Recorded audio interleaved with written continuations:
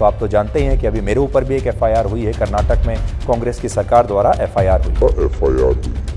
लेकिन यहाँ एक बात हम बताना चाहते हैं, हमारा कर्तव्य है खबरों को आप तक पहुंचाना, खबरों को आप तक पहुंचाना, हम खबर नहीं है। इंडिया गठबंधन के 14 एंकर्स के बैन होने के साथ ही जाने माने एंकर सुधीर चौधरी को कर्नाटक हाईकोर्ट ने बड़ा झटका दिया है। जी हां, जैसे ही खबर निकलकर सामने आई कि इंडिया गठबंधन ने 14 एंकर्स को बैन कर दिया है, सुधीर चौधरी भागे भागे कर्नाटक हाईकोर्ट पहुंचे। लेकिन कर्नाटक हाईकोर्ट ने झटका देते हुए कहा कि फेक न्यूज चलाते हो, मामला तो बनता है, जांच भी होगी, एक्शन भी होगा। अब ऐसे हालातों में सुधीर चौधरी बेचारे न घर के रहे न घाट के, किसी भी समय सुधीर चौधरी जेल जा सकते हैं। तो सुधीर चौधरी का क्या हाल हो रहा है वो आपको दिखाऊंगी, लेकिन उससे पहले कर्नाटक हाईकोर्ट ने क्या कहा है वो बताते हैं। कैसे सुधीर चौधरी को बड़ा झटका लगा है वो सुनाते हैं।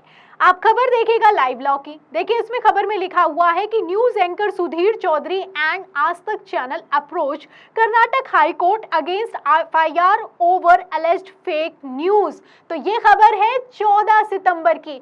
14 सितंबर के ही दिन इंडिया गठबंधन ने 14 एंकर्स को बैन किया और 14 सितंबर के ही दिन आज तक और सुधीर चौधरी कर्नाटक हाई कोर्ट पहुंच गए। इस बात का अंदेशा था कि जिस तरीके से बैन किया गया है, जल्द ही जेल जाना पड़ेगा। फिलहाल जेल ना जाना पड़े इसलिए कर्नाटक हाईकोर्ट में याचिका लगाई गई, लेकिन कर्नाटक हाईकोर्ट ने ना आओ देखा ना ताओ, कहा मामला बनता है, जांच होगी। तो कर्नाटक हाईकोर्ट ने क्या कहा है, खबर आप देखिएगा बोलता हिंदुस्तान की। देखिए, इसमें लिखा है कि कर्नाटक हाईकोर्ट ने सुधीर चौधरी को दिया झटका।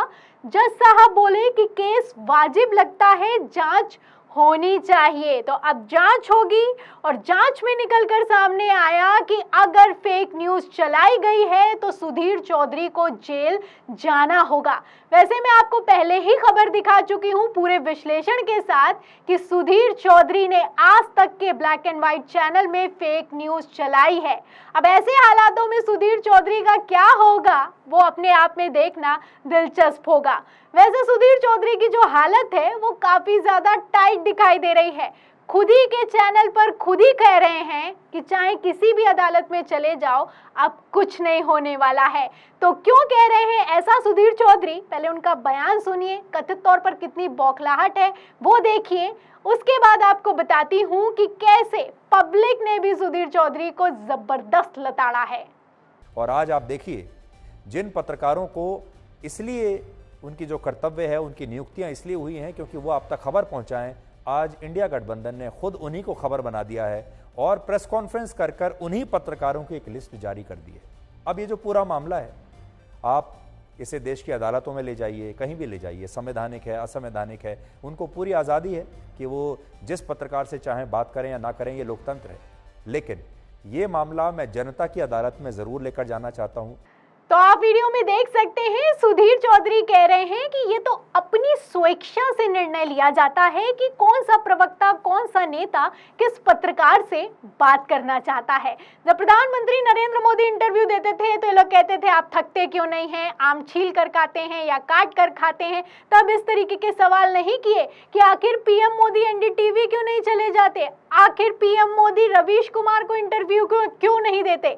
अब जब इंडिया गठबंधन नहीं दे रहा है तो आप देख सकते हैं कि किस तरीके की बातें की जा रही हैं कि हम किसी भी अदालत में चले जाएं, इसमें अदालत में कुछ नहीं होने वाला है। जिस तरीके से हमें बायकॉट किया गया है वो बायकॉट बरकरार रहेगा। ये सुधीर चौधरी अच्छे से जानते हैं कि इसको लेकर कहीं भी किसी भी अदालत में कोई फैसला नहीं सुनाया जा सकता है, पहली बात। और दूसरा, आपने देखा कि भले ही किसी अदालत में, सुधीर चौधरी का कहना है कि भले ही किसी अदालत में ये मुद्दा नहीं उठा सकता हूं मैं, लेकिन जनता की अदालत में जरूर उठाऊंगा। बात करते हैं जनता की अदालत की, जिसके मुद्दे उठाने से सुधीर चौधरी किस तरीके से बचते हैं आप जानते हैं। ये वही पत्रकार है जो कि 2000 के नोट में जीपीएस लगा दिया करते हैं, माफी तक नहीं मानते। और अब आप देखिए कि किस तरीके की बातें करते हैं कि पत्रकार हैं, पत्रकारिता का धर्म निभाते हैं। हमने झुकने से मना कर दिया, हम डट कर खड़े हुए हैं। फिलहाल कितने डट कर खड़े हुए हैं वो आपको दिखाऊंगी, लेकिन उससे पहले जो जनता की अदालत की बात कर रहे हैं सुधीर चौधरी, उसके लिए मैं आपको एक हैशटैग दिखाती हूँ। आप देखिए, सोशल मीडिया पर ट्रेंड कर रहा है हैशटैग सुधीर चौधरी और हैशटैग गो बायकॉट गोदी मीडिया, हैशटैग चिंदी मीडिया। तो इस तरीके की चीजें सोशल मीडिया पर ट्रेंड कर रही हैं। पब्लिक भी अच्छे से समझती है कि किस तरीके से इंडिया गठबंधन ने एक ही झटके में गोदी मीडिया के पूरे खेल को खत्म कर दिया है। और जहां तक रही पत्रकारिता की बात, जिसका हवाला दे रहे हैं सुधीर चौधरी, इसके लिए मैं आपको यह भी बता देती हूं कि आखिर सुधीर चौधरी पर किस बात को लेकर एफआईआर दर्ज हुई है, जिसके तहत वो जल्द ही जेल जा सकते हैं। खबर आप देखिएगा एनडीटीवी की। देखिए, इसमें लिखा हुआ है कि कर्नाटक की सरकारी योजना की गलत जानकारी देने के आरोप में पत्रकार सुधीर चौधरी के खिलाफ एफआईआर दर्ज। तो कर्नाटक में योजना चलाई जा रही है, इसके तहत लोगों को जो टैक्सी लेते हैं या फिर कि कोई मालवाहक गाड़ी लेते हैं, उसके तहत 50% की छूट दी जा रही है। इसको लेकर सुधीर चौधरी ने खबर चलाई कि कर्नाटक की सरकार तो सिर्फ मुस्लिमों को छूट दे रही है, सिर्फ मुस्लिमों के लिए काम करती है। जो हिंदू है वो कर्नाटक में रो रहा होगा क्योंकि जो 50% की छूट है वो सिर्फ मुस्लिमों को दी जा रही है। और जब बाद में फैक्ट चेक किया गया तो ये फेक न्यूज पाई गई, क्योंकि ऐसा बिल्कुल भी नहीं है। इसमें आपको बता दें कि अल्पसंख्यकों को 50% की छूट दी जा रही है, सब्सिडी दी जा रही है कर्नाटक की सरकार की तरफ से, पहली बात। और दूसरी बात इसमें यह है कि SC ST दोनों को छूट मिल रही है। और SC में हिंदू भी आता है, मुस्लिम भी आता है, ईसाई भी आता है, बुद्ध भी आता है। अब आप समझ सकते हैं कि किस तरीके से सुधीर चौधरी ने आज तक चैनल के जरिए, ब्लैक एंड व्हाइट कार्यक्रम के जरिए फेक न्यूज फैलाने का काम किया। बातें करते हैं पत्रकारिता की, लेकिन आप देख सकते हैं कि किस तरीके से एजेंडा सेट करने के लिए ये लोग फेक न्यूज फैलाने तक से गुरेज नहीं करते हैं। अब इसी पर एफआईआर दर्ज हुई है और कर्नाटक हाईकोर्ट में अब जांच के आदेश दे दिए हैं। अब जांच होगी तो आप जानते हैं कि फेक न्यूज तो पहले ही चलाई गई है। अब ऐसे हालातों में सुधीर चौधरी का क्या होगा, ये अपने आप में देखना दिलचस्प होगा, क्योंकि इंडिया गठबंधन तो बायकॉट कर चुका है, 28 दलों ने तो बायकॉट कर दिया है और जो सरकार है वो भी कुछ खास तवज्जो नहीं दे रही है। आपको याद होगा कि स्मृति ईरानी से टमाटर के भाव पर सवाल क्या कर लिया था, मैडम भड़क गई थी, कहने लगी थी कि मैंने तो आपसे नहीं पूछा कि आप जब जेल गए थे तो आपके साथ क्या हुआ था। अब जब दोबारा जेल जाने की नौबत आ गई है तो सुधीर चौधरी के साथ क्या होगा ये आप समझ सकते हैं। कभी भी कर्नाटक की पुलिस आ सकती है और सुधीर चौधरी को उठाकर ले जा सकती है। पहले भी एफआईआर हुई है, पहले भी गिरफ्तारी हो चुकी है, रिश्वत लेने के लिए तिहाड़ जेल जा चुके हैं और अब एक बार फिर से सुधीर चौधरी किस तरीके से कर्नाटक हाईकोर्ट के आदेश के बाद फंसते हुए नजर आ रहे हैं, आप समझ सकते हैं। आपको बता दूं कि इसी खबर पर नेशनल फोरम कांग्रेस की तरफ से लिखा गया है कि ब्रेकिंग, आज तक एक एंकर सुधीर चौधरी को कर्नाटक हाईकोर्ट ने बड़ा झटका दिया है।